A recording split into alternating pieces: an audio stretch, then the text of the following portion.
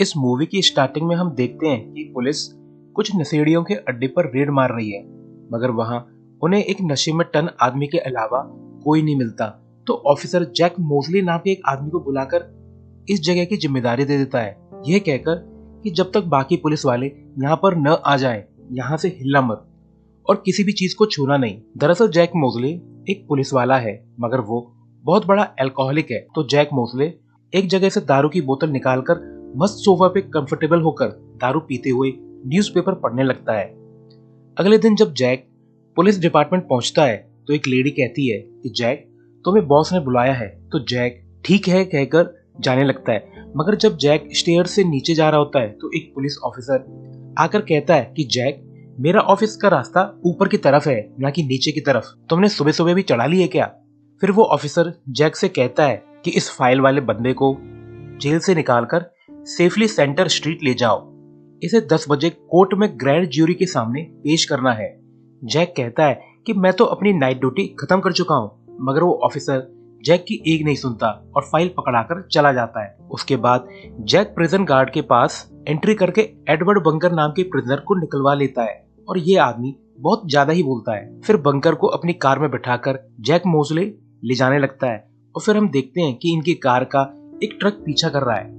जब ये लोग कोर्ट के लिए जा रहे होते हैं तो रास्ते में बहुत ट्रैफिक था, तो बंकर कहता है कि भाई, गाड़ी के ऊपर पुलिस वाली लाइट लगाकर सायरन ऑन कर लो और पुलिस की पावर यूज करो। पिक्चर में ऐसा ही होता है, मगर जैक उसकी बातों को इग्नोर करता है और रास्ते में रोड पर कार को रोककर दारू खरीदने चला जाता है। और जब जैक दारू खरीद रहा होता है तो उस ट्रक से एक आदमी उतरकर आता है और बंकर से कार का शीशा नीचे करने के लिए कहता है, मगर बंकर के मना करने पर भी वो आदमी अपनी गन निकालकर बंकर को मारने ही वाला था कि जैक मोसले उस दारू वाली शॉप से बाहर आकर उस आदमी को शूट कर देता है और उस आदमी का सर कार की खिड़की में घुस जाता है। फिर ट्रक से दूसरा आदमी निकलकर इन पर फायरिंग करता है, मगर जैक कार रिवर्स गियर करके उसे उड़ा देता है और स्पीड में यहाँ से कार निकाल ले जाता है। इसके बाद जैक मोसले एक जगह जाकर बंकर को उतारकर एक बैग एले से होता हुआ एक बार तक पहुंच जाता है, जहां से जैक पुलिस स्टेशन कॉल करके इन्फॉर्म करता है कि हम पे हमला हुआ है, हमें बैकअप चाहिए। और फिर जैक मोसले खुद मस्त दारू चढ़ाने लगता है। फिर कुछ ही देर में कई पुलिस डिटेक्टिव यहाँ पर आ जाते हैं। इनमें से एक ऑफिसर का नाम फ्रैंक है, जो कि जैक का फॉरवर्ड पार्टनर था। फ्रैंक कहता है कि जैक, तुम बहादुर हो जो बंकर को यहाँ तक ले आए, बट अब हम इसे आगे कोर्ट तक ले जाएंगे। और इस बात पर बंकर भी एग्री करता है कि इस आदमी का दिमाग थोड़ा हिला हुआ है, ये तो पूरा बेवड़ा है, मैं इसके साथ नहीं जाने वाला। मुझे गुंडों से ज्यादा तो इसका डर है कि ये कहीं कार ठोक ना दे। मगर जैक बंकर को खुद ही कोर्ट ले जाने का डिसाइड करता है। तो फ्रैंक जैक से कहता है कि ये लड़का बंकर हमारे ही साथी जेरी के खिलाफ गवाही देने वाला है। इसने जेरी को कोई इलीगल बिजनेस करते हुए देखा था। अब अगर जेरी फंसा तो वो हम सभी को भी ले डूबेगा और मैं ऐसा नहीं होने दूंगा। हमने भी पुलिस जॉब में कुछ गलत काम किए हैं और मैं जेरी के फंसने की वजह से जेल नहीं जाना चाहता। फ्रैंक जैक की गन उठाकर अपने एक साथी को दे देता है, जो गन को रुमाल से साफ करके बंकर के हाथ में थमा देता है और एक साइड में शूट करवा देता है और फिर गन को जमीन पर डाल देता है। फ्रैंक कहता है कि अब सीन ऐसा बनने वाला है कि गुंडों ने तुम पर हमला किया और बंकर ने तुम्हारी गन छीनकर तुम्हें होस्टेज बना लिया और इसी टाइम हम लोगों ने यह आकर तुम्हारी जान बचा ली और इस सब में बंकर मारा गया और जैक तुम बच गए और ऐसा करके हम सब बच जाएंगे। फिर तुम अपनी लाइफ जैसे चाहो जी सकते हो। जब ये लोग बंकर को मारने वाले थे तभी जैक बाहर से एक शॉटगन निकालकर जेरी को उड़ा देता है। सब सरप्राइज होते हैं कि ये क्या हुआ और बंकर को भी डर के मारे दौरे पड़ने लगते हैं। फिर जैक फ्रैंक पर गन पॉइंट करके कहता है कि मैं तुम्हें बंकर को मारने नहीं दूंगा। फ्रैंक मामले को अभी भी साध कर जैक से बंकर को मांगता है, मगर जैक इनकी नहीं सुनता और पीछे के रास्ते से बंकर को ले जाने लगता है। और बार में फ्रैंक कहता है कि जैक ने एक पुलिस वाले पर गोली चलाई, ये आरोप अच्छा है उसे मारने के लिए। वहीं बाहर जैक बंकर से पूछता है कि तुम जिसके खिलाफ गवाही देने वाले हो, उसने ऐसा क्या किया था, तुमने उसे क्या करते हुए देखा था? बंकर घबराते हुए बताता है, मैंने देखा कि एक पुलिस वाला एक छोटे से बच्चे के मुंह में गन डालकर कह रहा था कि अगर तुमने किसी को भी कुछ बताया तो मैं तुम्हारी माँ को मार दूंगा। जैक कहता है कि कॉन्ग्रेचुलेशन, तुम न्यूयॉर्क के सबसे बुरे पुलिस वाले के खिलाफ गवाही देने वाले हो और अब वो तुम्हें कोर्ट तक न पहुंचने देने के लिए किसी भी हद तक जा सकता है। वहीं बार के बाहर फ्रैंक और उसके साथी जैक को कैसे हैंडल करें इसके ऊपर प्लान बना रहे होते हैं। फ्रैंक एक आदमी से कहता है कि जैक को 10 बजे से पहले कोर्ट पहुंचना है, तो हमें पता है कि वो कहाँ जाएगा, तो जल्दी जाके उसे ढूंढो। वही बंकर बहुत नर्वस है क्योंकि उसके पीछे ज्यादातर पुलिस पड़ी है और उसका साथ देने के लिए सिर्फ जैक है। और जैक की हालत देखकर बंकर को लगता है कि ये आदमी तो उसे सही सलामत कोर्ट नहीं पहुंचा पाएगा और जैक से दारू की काफी तगड़ी बदबू भी आ रही थी। फिर हम देखते हैं कि जैक मोज़ले बंकर को अपनी सिस्टर डायना के अपार्टमेंट ले जाता है और वहां से अपनी गन और बुलेट्स रिट्रीव करता है क्योंकि उसकी गन तो बार में ही फ्रैंक ने ले ली थी। बंकर जैक से पूछता है कि तुमने मुझ जैसे अनजान आदमी के लिए एक पुलिस वाले पर गोली क्यों चलाई, जिसका जैक कोई भी जवाब नहीं देता। और इन्हीं बातों के बीच एक टेरेस नाम का पुलिस वाला इस अपार्टमेंट तक पहुंच जाता है, मगर जैक को इसका अंदाजा हो गया था और वो पुलिस वाले पर गन पॉइंट करके उसे एक खंबे से हथकड़ी लगाकर बांध देता है और उसका फोन ले लेता है। मगर इस सब में बंकर पीछे की गेट से चुपचाप निकल जाता है। इसके बाद जैक बंकर को भीड़ में ढूंढने की कोशिश करता है, मगर जैक को बंकर कहीं भी नजर नहीं आता। जैक को फ्रैंक का फिर कॉल आता है। वो कहता है कि जैक, मुझे पता चला है कि बंकर तुमसे बचकर भाग गया है। अब बंकर का मैटर तुम्हारे हाथ में नहीं है और अब वो एक भागा हुआ क्रिमिनल है। तो जैक, अब तुम घर लौट जाओ और हमें बंकर को हंट करने दो। मगर जैक फोन काट देता है और बंकर को ढूंढते हुए एक सबवे स्टेशन तक पहुंच जाता है जहां उसे बंकर मिल जाता है। जैक पूछता है कि तुम वहां से भागी क्यों? तो बंकर कहता है कि मुझे तुम पर जरा भी भरोसा नहीं है, मैं खुद ही कोर्ट तक चला जाऊंगा, तुम्हारे साथ मैं सेफ नहीं हूँ। तो जैक कहता है कि बेवकूफ, जब मैं नशे में तुम्हें ढूंढ सकता हूँ तो वो लोग तो तुम्हें आराम से ढूंढ लेंगे, चलो यहाँ से। फिर ये लोग पैदल ही आगे निकल जाते हैं। वहीं दूसरी तरफ फ्रैंक पुलिस स्टेशन कॉल करके जैक के पास टेरेस नाम के पुलिस वाले का जो फोन था उसकी लोकेशन निकलवा लेता है, जिससे उसे पता चलता है कि जैक चाइना टाउन में है और स्पीड के हिसाब से वो पैदल चल रहा है। वहीं रास्ते में चलते चलते जैक पूछता है कि तुम सुबह से इस नोटबुक को लिए घूम रहे हो, इसमें ऐसा क्या है? तो बंकर कहता है कि इसमें मेरे फ्यूचर बिजनेस के प्लान हैं। कोर्ट में गवाही देने के बाद मैं फ्री हो जाऊंगा और फिर मैं सियाटल शिफ्ट होकर वहां पर एक बेकरी खोलने वाला हूं। तो जैक कहता है कि तुम चोर हो और हमेशा चोर ही रहोगे, बट बंकर इस पर एग्री नहीं होता। वो कहता है कि लोग बदल सकते हैं और जब मेरा बिजनेस चल पड़ेगा तो मैं तुम्हारे बर्थडे पर तुम्हें केक भेजूंगा। वहीं पुलिस स्टेशन में एक ऑफिसर मैप देखकर फ्रैंक को जैक की लोकेशन रिपोर्ट कर रहा था, मगर जब फ्रैंक वगैरह कार से उतरते हैं तो जैक उन्हें भीड़ में देख लेता है और यू टर्न लेने लगता है, मगर पीछे भी पुलिस वाले आ रहे होते हैं और जैक मोज़ले समझ जाता है कि ये लोग फोन को ट्रैक करके यहाँ तक पहुंच गए हैं। तो वो फोन को जमीन पर गिराकर निकल जाता है और वो बिल्डिंग के ऊपर से आगे बढ़ने लगता है, मगर वहां अचानक से एक पुलिस वाला आकर जैक को शूट कर देता है, जिससे गोली जैक के हाथ में लग जाती है और वो इंजर्ड हो जाता है। इसके बाद जैक मोज़ले और बंकर एक जगह छुप जाते हैं जहां बंकर जैक मोज़ले के घाव पर पट्टी बांध देता है। गोलियों की आवाज सुनकर फ्रैंक वगैरह भी ऊपर आने लगते हैं, मगर फिर जैक एक सीक्रेट रास्ते से बंकर को यहाँ से निकाल ले जाता है। मगर जब ये लोग एक कपड़े के कारखाने से जा रहे होते हैं तो पुलिस वाले इन पर हमला कर देते हैं, तो ये दोनों एक जगह छुप जाते हैं। फ्रैंक भी वहां आके पूछता है कि जैक, तुम इस चोर के लिए इतना रिस्क क्यों ले रहे हो और हमसे दुश्मनी करना तुम्हारे लिए ठीक है क्या जैक? फ्रैंक कहता है कि इस बंकर की वजह से 6 पुलिस वालों की लाइफ बर्बाद होने वाली है, क्या ये सही है? बट जैक और बंकर एक लिफ्ट से होते हुए ऊपर की तरफ जाने लगते हैं। फ्रैंक अपने आदमियों से पूरी बिल्डिंग को सील करने के लिए कहता है और सभी फ्लोर्स को चेक करने लगता है। एक फ्लोर पर एक बूढ़ा आदमी अपने रूम का दरवाजा खोलकर जैक और बंकर को अपने अपार्टमेंट में छुपने देता है। जैक एक फोन यूज करके डिस्ट्रिक्ट अटॉर्नी को कॉल करके कहता है कि मैं तुमसे 7 ब्लॉक दूर हूँ, मगर हमारे बीच बहुत सारे पुलिस वाले हैं और मेरे हिसाब से तुम्हारे आसपास कोई गद्दार है जो इन्फॉर्मेशन लीक कर रहा है। अटॉर्नी जैक से उसका एड्रेस पूछती है ताकि वो सपोर्ट भेज सके, मगर जैक को गद्दार का शक था तो वो गलत एड्रेस लिखा देता है और ऐसा होता भी है। फ्रैंक को किसी का कॉल आता है और वो जैक का बताया हुआ एड्रेस फ्रैंक को बता देता है।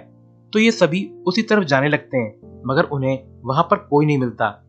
जब जैक रूम से निकल रहा होता है तो फ्रैंक वहां आकर जैक पर गन पॉइंट कर देता है और कहता है, मैंने तुम्हारे साथ 20 साल काम किया है, मैं तुम्हारी सभी चाल जानता हूँ। मगर तभी फ्रैंक के पीछे से बंकर आकर गन पॉइंट कर देता है तो जैक कहता है, मैं भी तुम्हारी सभी चाल जानता हूँ। और फिर जैक फ्रैंक को एक जगह हथकड़ी लगाकर निकल जाता है।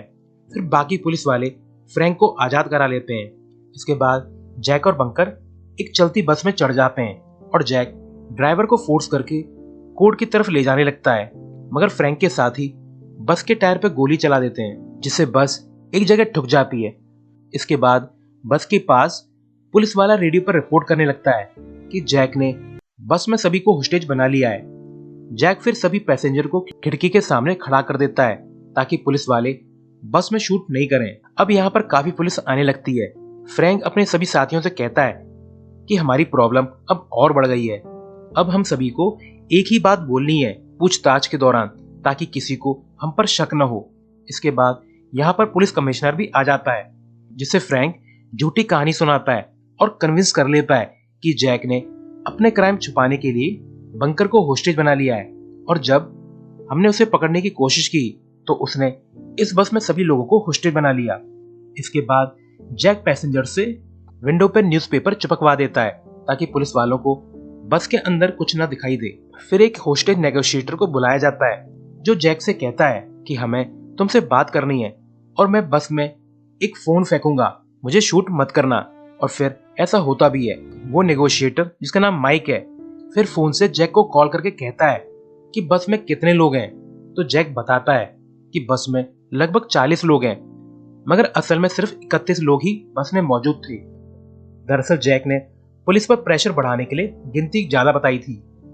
माइक कहता है कि जैक यहाँ पर आर्म फोर्सेस भी आ चुकी हैं और पूरी ब्लॉक को सील कर दिया गया है और अब स्नाइपर भी पोजीशन में बैठे हुए हैं, मामला मत बढ़ाओ प्लीज। और फिर हम देखते हैं कि बंकर बस के अंदर लोगों से घुल मिल गया है। बंकर सभी को अपनी कॉपी में केक की रेसिपी दिखाता है। वो एक प्यारी सी बच्ची को स्ट्रॉबेरी केक की रेसिपी भी दिखाता है और कहता है कि मैं बहुत अच्छा केक बनाता हूँ। पैसेंजर्स को पता चलता है कि बंकर का आज बर्थडे है, सभी उसे बर्थडे विश करते हैं और ये सब जैक देख रहा होता है। फिर जैक मोजले माइक को कॉल करके कहता है कि डिस्ट्रिक्ट अटॉर्नी, एक स्टेनोग्राफर और न्यूज चैनल वालों को 15 मिनट में लेकर आओ, मैं बंकर का बयान रिकॉर्ड करवाना चाहता हूँ और मेरा काम होते ही मैं सबको जाने दूंगा। ये सुनकर फ्रैंक स्माइल करने लगता है। अब बस में जैक को भी पता था कि फ्रैंक बंकर को मारने के लिए किसी भी हद तक जा सकता है और जरूरत पड़ी तो वो पैसेंजर की परवाह किए बगैर अंदर आकर गोलियां चला देगा। तो जैक सभी पैसेंजर्स को बस से उतारने लगता है और बंकर को एक दूसरे आदमी की ड्रेस पहनाकर कहता है कि बस से होस्टेजेस की तरह निकल जाओ और पुलिस के घेरे से बाहर निकलकर कहीं भाग जाना और छुप जाना, और सिर्फ यही रास्ता है तुम्हारा यहाँ से जिंदा निकलने का। और फिर बंकर भी भीड़ में निकल जाता है और ये सब देखकर फ्रैंक घबराने लगता है और अब बस में सिर्फ जैक ही बचा था।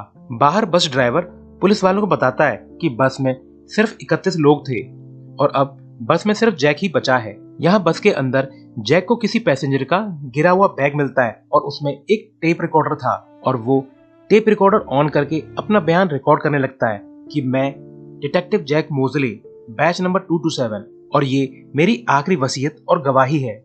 और इसी वक्त पुलिस वाले बस में अंदर आकर जैक को मारने के लिए रेडी हो रहे थे। तो बंकर रोड पर आकर चिल्लाने लगता है कि गोली मत चलाना, गोली मत चलाना, और वो ऐसा करते करते बस तक पहुंचकर अंदर चढ़ जाता है। जैक काफी सरप्राइज होता है कि बंकर बचने के बाद भी लौट कर क्यों आया।